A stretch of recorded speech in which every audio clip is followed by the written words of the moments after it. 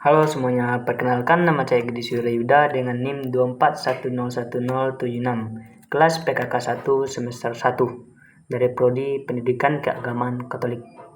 Ya, pada kali ini saya akan membahas materi ilmu sosial dasar. Jadi langsung saja, yang pertama yaitu masalah sosial. Apa itu masalah sosial? Masalah sosial adalah kondisi atau situasi dalam masyarakat yang dianggap mengganggu kesejahteraan, ketertiban, atau nilai-nilai sosial yang berlaku. Masalah sosial muncul ketika ada ketidaksesuaian antara harapan masyarakat dan realitas yang terjadi, sehingga mempengaruhi banyak orang dan membutuhkan solusi bersama.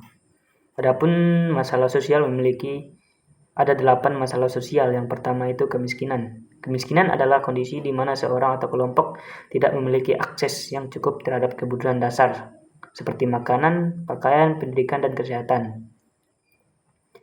Yang kedua itu pengangguran.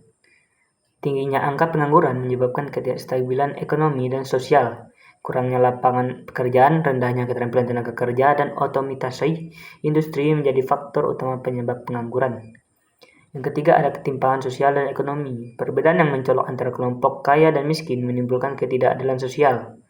Ini seringkali dipicu oleh sistem ekonomi yang tidak merata, akses pendidikan yang terbatas, dan diskriminasi. Yang keempat ada kesehatan masyarakat yang buruk.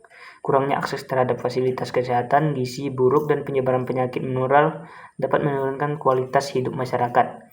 Faktor ekonomi dan lingkungan sering menjadi penyebab utama masalah ini. Kelima ada kejahatan dan kekerasan. Kriminalitas seperti pencurian, perampokan, kekerasan dalam rumah tangga, dan perdagangan manusia mengganggu keamanan sosial. Yang keenam ada kerusakan lingkungan. Pencemaran udara, air, tanah, serta deforestasi dan perubahan iklim merupakan masalah lingkungan yang berdampak besar pada masyarakat. 7. Ada pendidikan yang tidak merata. Ketimpangan akses pendidikan menyebabkan banyak individu tidak mendapatkan keterampilan yang cukup untuk meningkatkan taraf hidupnya. Yang terakhir ada disintegrasi sosial dan konflik. Ketegangan antar kelompok etnis, agama, atau politik dapat memicu perpecahan dalam masyarakat. Hal ini sering diperparah oleh berita hoaks, provokasi politik, serta ketidakadilan sosial yang tidak terselesaikan. Apa penyebab dari kemiskinan? Jadi di sini ada 6 penyebab, yaitu yang pertama kurangnya pendidikan. Pendidikan yang rendah membatasi akses seseorang terhadap pekerjaan yang layak dan berpenghasilan tinggi. Yang kedua ada pengangguran dan rendahnya upah. Kesempatan kerja yang terbatas atau upah yang tidak mencukupi untuk memenuhi kebutuhan dasar menyebabkan banyak orang tetap berada dalam kemiskinan meskipun mereka bekerja. 3. Ketimpangan ekonomi dan sosial.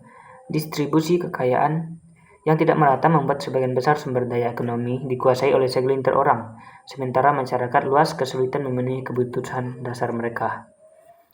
4. Akses terbatas ke layanan kesehatan dan sosial. Tanpa akses ke layanan kesehatan yang memadai, orang miskin rentan terhadap penyakit yang bisa menghambat produktivitas mereka. 5. Faktor lingkungan dan bencana alam. Bencana alam seperti banjir, gempa bumi, dan kekeringan dapat menghancurkan sumber mata pencaharian. Yang keenam, korupsi dan kebijakan yang tidak berpihak pada rakyat miskin. Korupsi menghambat pembangunan ekonomi dan membuat bantuan yang seharusnya diterima masyarakat miskin justru jatuh ke tangan pihak yang tidak berpihak atau tidak berhak. Sementara ada 6 penyebab pengangguran. Yang pertama, pertumbuhan penduduk yang pesat. Jumlah pencari kerja meningkat lebih cepat daripada jumlah lapangan pekerjaan yang tersedia, sehingga tidak semua orang bisa mendapatkan pekerjaan. Kedua, ketidaksesuaian keterampilan. Banyak lulusan pendidikan atau pelatihan tidak memiliki keterampilan yang sesuai dengan kebutuhan industri. Yang ketiga, perubahan teknologi. Otomatisasi dan digitalisasi mengurangi kebutuhan akan tenaga kerja manusia. Yang keempat, krisis ekonomi. Ketika ekonomi melemah, perusahaan mengalami kesulitan keuangan. Yang kelima, kurangnya investasi dan lapangan kerja baru. Jika pemerintah dan sektor swasta tidak mampu menciptakan investasi yang menghasilkan lapangan kerja baru, jumlah pengangguran akan meningkat. 6. Musim dan siklus kerja. Beberapa jenis pekerjaan bersifat musiman seperti pertanian dan pariwisata. Ada 5 dampak kesenjangan ekonomi. Yang pertama, pengangguran dan kemiskinan. Kesenjangan ekonomi dapat menyebabkan pengangguran dan kemiskinan. Ketika ada kesenjangan ekonomi, orang-orang berada di bawah garis kemiskinan akan semakin sulit untuk mendapatkan pekerjaan. Yang kedua, kriminalitas dan kejahatan. Kesenjangan ekonomi juga dapat menyebabkan kriminalitas dan kejahatan. Orang merasa tidak memiliki kesempatan ekonomi yang sama dapat merasa frustasi dan marah sehingga mereka lebih cenderung untuk melakukan tindakan kriminal. 4. Penurunan kualitas pendidikan dan kesehatan. Kesenjangan ekonomi juga dapat menyebabkan penurunan kualitas pendidikan dan kesehatan. Orang-orang berada di garis kemiskinan mungkin tidak memiliki akses yang sama ke pendidikan dan layanan kesehatan yang berkualitas. 5. Instabilitas politik dan sosial. Kesenjangan ekonomi dapat menyebabkan instabilitas politik dan sosial. Ketika ada kesenjangan ekonomi, orang-orang dapat merasa tidak puas dengan sistem politik dan sosial yang ada. 7 faktor penyebab keterbatasan akses pendidikan. Yang pertama, faktor ekonomi. Seperti kemiskinan, pengangguran, dan rendahnya pendapatan orang tua. Hal ini dapat membuat orang tua tidak mampu membiayai pendidikan anak mereka. 2. Faktor geografis. Daerah-daerah terpencil atau pedalaman mungkin tidak memiliki akses yang memadai ke sekolah atau institusi pendidikan lainnya. Faktor sosial. Seperti diskriminasi, stigma, dan stereotip juga dapat menyebabkan keterbatasan akses pendidikan. 4. Faktor politik. Faktor politik juga dapat menjadi faktor penyebab keterbatasan akses pendidikan. 5. Faktor budaya. Faktor budaya juga dapat menjadi penyebab keterbatasan akses pendidikan. Contohnya, dalam beberapa budaya, pendidikan tidak dianggap sebagai prioritas atau tidak dianggap penting untuk perempuan. 7. Faktor teknologi. Faktor teknologi juga dapat menyebabkan keterbatasan akses pendidikan. Contohnya, tidak adanya akses internet. Selanjutnya, 7 bentuk-bentuk diskriminasi dan intoleransi. Pertama, diskriminasi rasial, yaitu tindakan membedakan atau memperlakukan orang lain secara tidak adil. 2. Diskriminasi gender, yaitu tindakan membedakan atau memperlakukan orang lain secara tidak adil berdasarkan jenis kelamin mereka. 3. Diskriminasi agama, adalah tindakan membedakan atau memperlakukan orang lain secara tidak adil berdasarkan agama mereka. 4. Diskriminasi terhadap orang dengan disabilitas, adalah tindakan membedakan atau memperlakukan orang secara tidak adil berdasarkan disabilitas mereka. 5. Intoleransi terhadap perbedaan budaya. 6. Diskriminasi terhadap orang berbeda orientasi seksual. 7. Xenofobia, adalah takut untuk tidak menerima orang asing atau orang berbeda budaya. Selanjutnya, 7 bentuk kerusakan lingkungan. Yang pertama, pencemaran udara. Pencemaran udara terjadi ketika ada peningkatan kadar polusi atmosfer seperti karbon monoksida, nitrogen oksida, dan partikulat halus. 2. Pencemaran air. Pencemaran air terjadi ketika ada peningkatan kadar polusi di perairan seperti limbah industri pertanian dan domestik. 3. Pencemaran tanah. Pencemaran tanah terjadi ketika ada peningkatan kadar polusi di tanah. 4. Kerusakan hutan. Kerusakan hutan terjadi ketika hutan dihancurkan atau diubah menjadi lahan lain seperti perkebunan, pertanian, dan perumahan. 5. Polusi suara. Polusi suara terjadi ketika peningkatan kadar kebisingan di lingkungan. 6. Kerusakan pantai. Kerusakan pantai terjadi ketika pantai dihancurkan atau diubah menjadi lahan lain. 7. Perubahan iklim.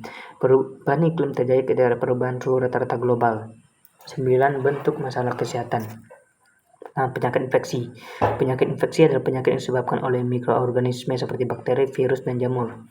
2. Penyakit kronis. Penyakit kronis adalah penyakit yang berlangsung lama dan tidak dapat disembuhkan. 3. Gangguan mental. Gangguan mental adalah kondisi yang mempengaruhi pikiran, perasaan, dan perilaku seseorang. 4. Gangguan fisik adalah kondisi yang mempengaruhi fungsi tubuh seseorang. 5. Penyakit degeneratif, yaitu penyakit yang menyebabkan kerusakan pada jaringan tubuh. 6. Penyakit menular seksual, yaitu penyakit yang disebabkan oleh mikroorganisme yang ditularkan melalui hubungan seksual. 7. Penyakit tropis adalah penyakit yang umum terjadi di daerah tropis. 8. Penyakit akibat polusi, ada penyakit yang disebabkan oleh paparan polusi lingkungan. 9. Penyakit akibat gaya hidup, yaitu penyakit yang disebabkan oleh gaya hidup yang tidak seimbang. 10. Jelaskan 7 penyebab kriminalitas. Pertama, faktor ekonomi. Kemiskinan, pengangguran, ketidaksetaraan ekonomi dapat menjadi penyebab kriminalitas. 2. Faktor sosial. Kurangnya integrasi sosial, diskriminasi, dan ketidakadilan sosial dapat menyebabkan kriminalitas. 3. Faktor psikologis. Gangguan mental seperti depresi, ansietas, dan gangguan kepribadian dapat menjadi penyebab kriminalitas. 4. Faktor lingkungan. Lingkungan yang tidak seimbang seperti lingkungan penuh kekerasan dapat menjadi penyebab kriminalitas. 5. Faktor keluarga. Kurangnya perhatian dan kasih sayang dari keluarga. 6. Faktor pendidikan. Kurangnya akses pendidikan yang memadai serta kualitas pendidikan yang rendah. 7. Faktor media dan teknologi. Pengaruh media dan teknologi seperti film, musik, dan game berisi kekerasan dapat menjadi penyebab kriminalitas. 7 penyebab kriminalitas. Yang pertama, faktor ekonomi. Lanjut ke mobilitas sosial. Apa itu mobilitas sosial? Mobilitas sosial adalah pergerakan atau perubahan posisi seseorang atau kelompok dalam struktur sosial masyarakat. Ada 4 faktor yang mempengaruhi mobilitas sosial. Yang pertama, faktor pendidikan. Pendidikan adalah salah satu faktor paling signifikan dalam mempengaruhi mobilitas sosial. Pendidikan tinggi dapat membuka kesempatan untuk mendapatkan pekerjaan yang lebih baik. Yang kedua, faktor ekonomi. Mempengaruhi mobilitas sosial. Pendapatan tinggi dapat memberikan kesempatan untuk meningkatkan status sosial. 3. Faktor keluarga dan latar belakang sosial. Faktor keluarga dan latar belakang sosial juga mempengaruhi mobilitas sosial. Orang berasal dari keluarga yang berada di atas garis kemiskinan dan memiliki latar belakang sosial cenderung memiliki kesempatan yang lebih baik. 4. Faktor sosial dan koneksi. Faktor jaringan sosial dan koneksi juga mempengaruhi mobilitas sosial. Orang memiliki jaringan sosial yang luas dan koneksi yang baik cenderung memiliki kesempatan yang lebih baik. Sekarang ke perubahan sosial. Apa itu perubahan sosial? Perubahan sosial adalah proses perubahan yang terjadi dalam masyarakat yang mempengaruhi nilai-nilai, norma-norma, dan institusi sosial. 4 faktor yang mempengaruhi perubahan sosial. Yang pertama, faktor teknologi. Seperti contohnya itu perkembangan internet dan media sosial telah mengubah cara berkomunikasi, berinteraksi, dan memperoleh informasi. 2. Faktor ekonomi. Perubahan dalam sistem ekonomi, inflasi, dan pengangguran dapat mempengaruhi kesejahteraan dan keamanan masyarakat. 3. Faktor politik. Perubahan dalam sistem pemerintahan, kebijakan, dan leader dapat mempengaruhi kekuasaan dan otoritas dalam masyarakat. 4. Faktor budaya. Perubahan dalam nilai-nilai, norma-norma, dan tradisi dapat mempengaruhi cara orang berpikir, berperilaku, dan berinteraksi.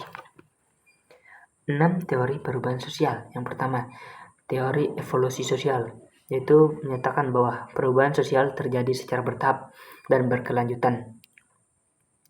2. Teori konflik, yaitu perubahan sosial terjadi karena adanya konflik antara kelompok-kelompok sosial yang memiliki kepentingan yang berbeda-beda. 3. Teori fungsionalisme, yaitu menyatakan bahwa perubahan sosial terjadi karena adanya perubahan dalam struktur sosial masyarakat. 4. Teori interaksionisme simbolik, yaitu bahwa perubahan sosial terjadi karena adanya interaksi antara individu-individu dalam masyarakat. 5. Teori sistem dunia. Teori sistem dunia menyatakan bahwa perubahan sosial terjadi karena adanya berinteraksi antara negara-negara dan sistem ekonomi global. 6. Teori modernisasi. Teori modernisasi menyatakan bahwa perubahan sosial terjadi karena adanya proses modernisasi yang menyebabkan perubahan dalam struktur sosial dan ekonomi masyarakat. 10 aspek perubahan sosial di era globalisasi. Pertama, perubahan nilai dan norma. Kedua, perubahan struktur sosial. Yang ketiga, perubahan budaya. Yang keempat, perubahan ekonomi. Kelima, perubahan politik. Yang keenam, perubahan teknologi. 7. Perubahan demografis. 8. Perubahan lingkungan. 9. Perubahan pendidikan. 10. Perubahan identitas. 10 aspek mobilitas sosial di era globalisasi. Pertama, mobilitas vertikal. Pergerakan individu atau kelompok dari satu lapisan sosial ke lapisan lain. Yang kedua, mobilitas horizontal. Pergerakan individu atau kelompok dari satu sosial ke kelompok yang lain setara. 3. Mobilitas geografis. 4. Mobilitas pendidikan. 5. Mobilitas ekonomi. 6. Mobilitas sosial budaya. 7. Mobilitas politik. 8. Mobilitas teknologi. 9. Mobilitas informasi. 10. Mobilitas global. 4. Pengaruh positif dan pengaruh negatif media sosial dan teknologi. Yang pertama, pengaruh positifnya. Yang pertama, meningkatkan komunikasi dan interaksi. Yang kedua, meningkatkan akses ke informasi. Yang ketiga, meningkatkan produktivitas dan efisiensi. Keempat, meningkatkan kesadaran dan partisipasi sosial. Sedangkan pengaruh negatifnya yaitu yang pertama, meningkatkan kecanduan dan gangguan. Kedua, meningkatkan cyberbullying dan pelecehan. Ketiga, meningkatkan ketergantungan dan kurangnya interaksi sosial.